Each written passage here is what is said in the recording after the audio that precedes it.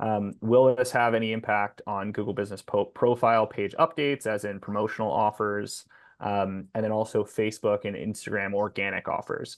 So great question, because you're not necessarily putting advertising budget behind those offers. But I would say that these still fall under the FTC CARS rule because they are promotional in intent. So while there is no paid aspect to it, that you still are, just as if you had a banner outside of the dealership. It's sort of the same idea. It is promotional in nature and would likely fall under the FTC CARS rule as well.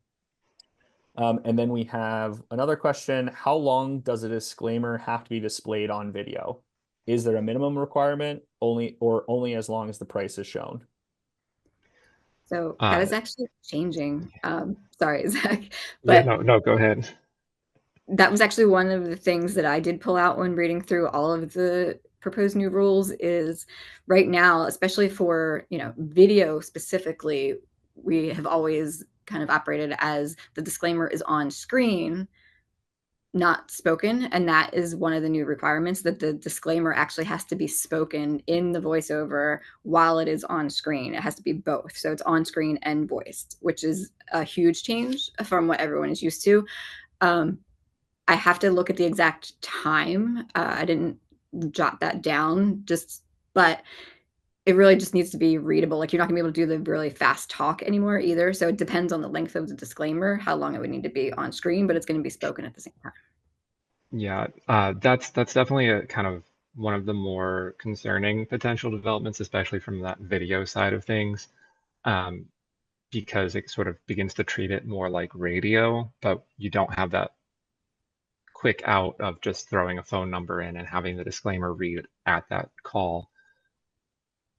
I when I first read through it, I also caught on that too, Denise, and I'm unsure of how viable it even is. Um, I would love to have somebody at the FTC I could call and get confirmation, because it's been sitting in the back of my head for a while of, how is a dealer supposed to meet that standard and not have their, video advertising suddenly just become this giant disclosure read.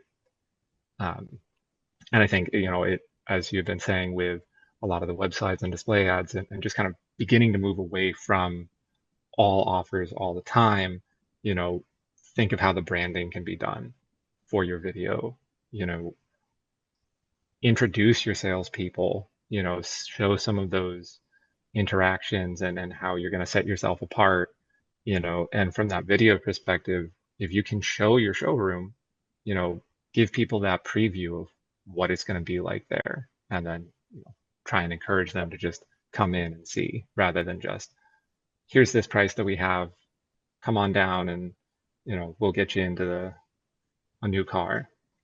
Yeah, I think for video specifically, we're seeing dealers already shifting their mindset there, which is great, to more lifestyle, more, human interaction rather than the offers, which is great because people, when they see a commercial for a vehicle, they want to see themselves in it. Like, what would they be doing? So, if you're a dealership that's located by the beach, like a family maybe at the beach getting out of the car, that more lifestyle, envisioning yourself in the car and what that looks like for you, rather than just, again, the same monthly payments that every other dealer might also be offering. So make it more about your brand.